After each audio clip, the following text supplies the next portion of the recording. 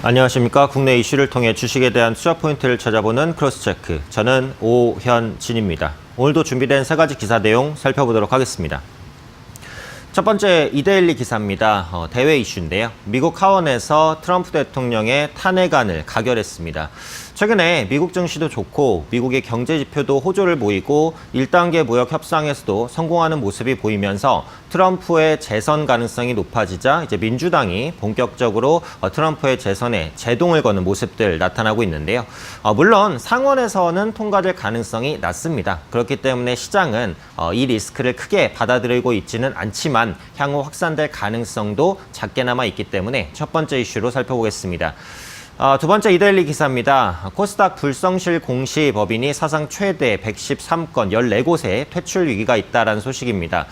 코스닥 시장에서 불성실 공시 법인이 계속해서 많아지고 있고요.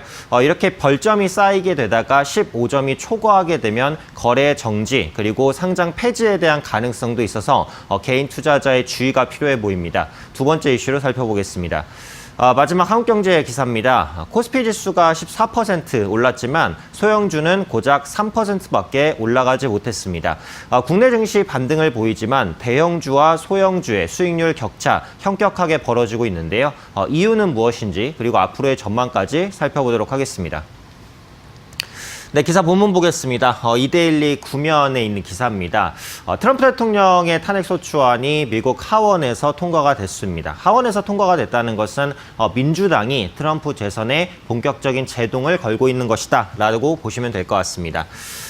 미국이 말 그대로 이제 반토막 났다라는 거죠. 그래서 야당인 민주당이 장악한 미 하원이 이미 예고한 대로 이른바 우크라이나 스캔들에 따른 도널드 트럼프 미국 대통령의 탄핵소추안을 18일 전격 통과시켰습니다. 그래서 워싱턴 정가가 완연한 이제 강대강 구조, 민주당과 공화당이 강하게 좀 맞붙는 구조로 진행이 되고 있다라는 겁니다.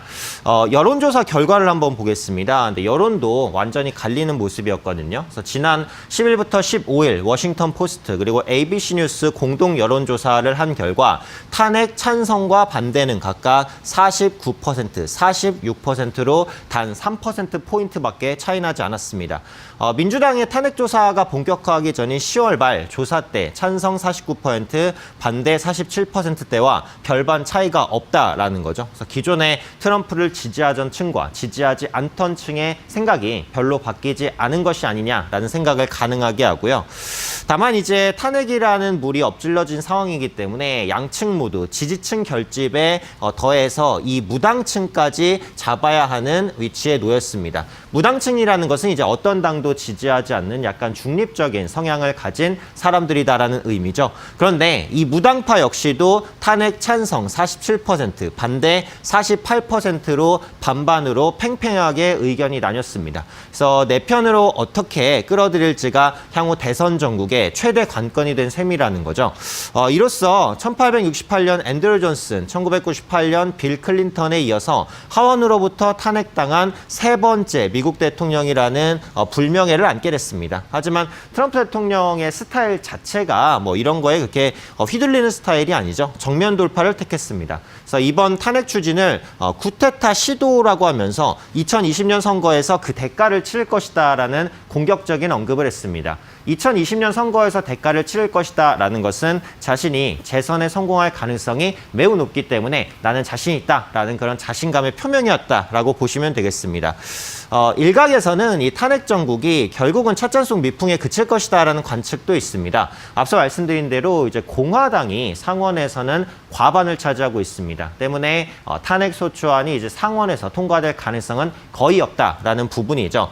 다만 이제 관건은 가능성이 매우 작기는 하지만 상원의 탄핵 심판 과정에서 우크라이나 스캔들 관련된 스모킹 건, 바로 결정적 증거가 나올 경우입니다. 우크라이나 스캔들에 대해서 잘 알고 있는 존 볼턴 전 백악관 국가안전보장회의 보좌관이 그동안 증언한 인물들의 발언과는 다르게 강력한 증언들을 했을 경우에는 상황이 바뀔 수 있고 그리고 공화당에서 탄핵이 통과될 가능성도 완전히 배제할 수는 없다라는 겁니다.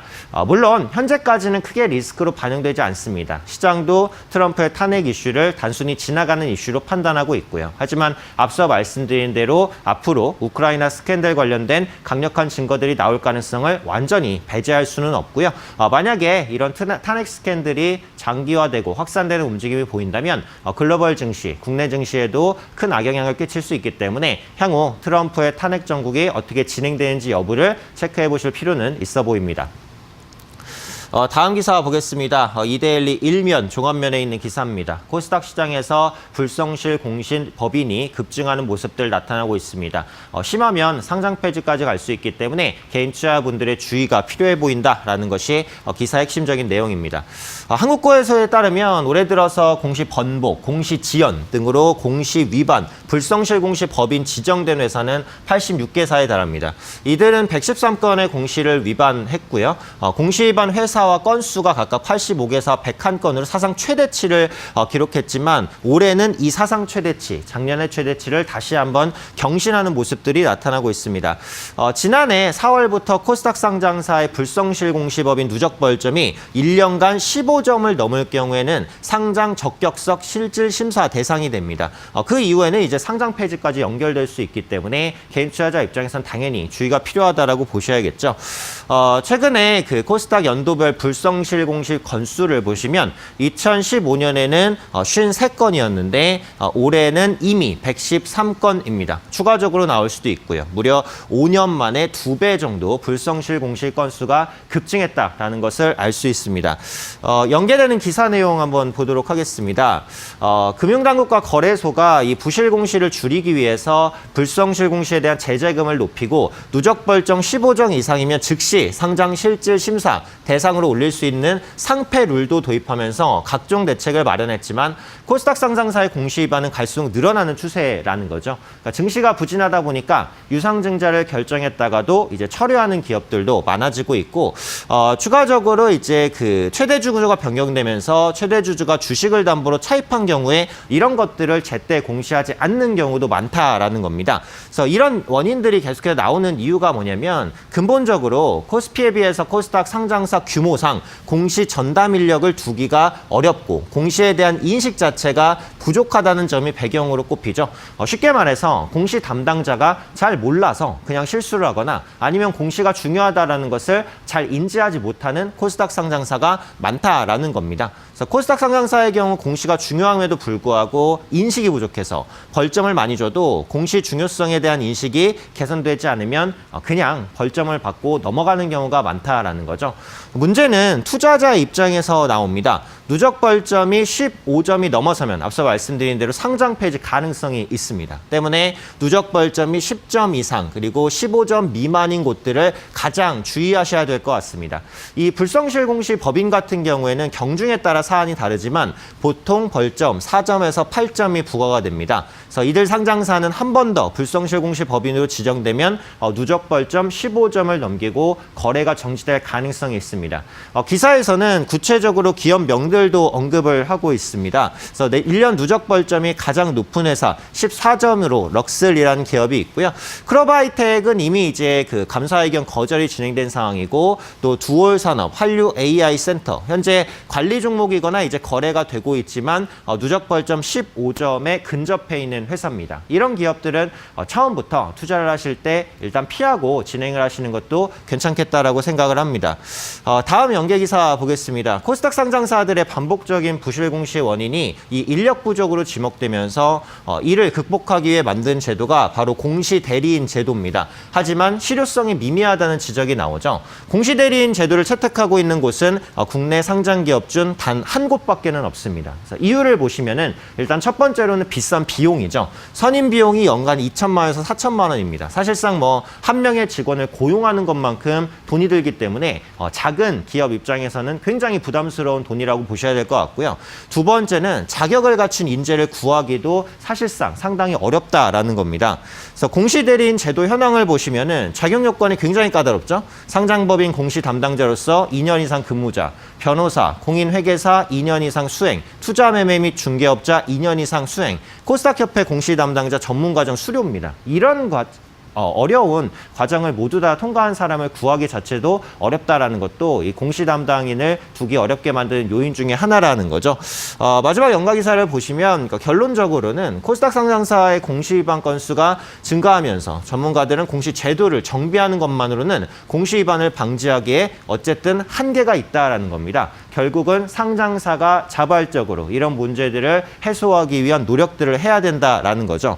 물론 이런 문제들이 그 단기간에 해소될 수는 없다라고 생각을 합니다. 결국은 기업 내부적으로도 공시에 대한 중요성 그리고 공정한 공시 방법에 대한 꾸준한 교육을 통해서 내부화시켜서 이런 문제들을 점진적으로 해결해 나가는 노력을 꾸준하게 진행해야 되지 않을까 판단하고 있습니다. 마지막 기사 내용 보겠습니다. 한국경제 23면 증권면에 있는 기사입니다. 코스피 지수의 상승을 이제 대형주 대비해서 소형주가 따라가지 못하는 현상들이 발생합니다.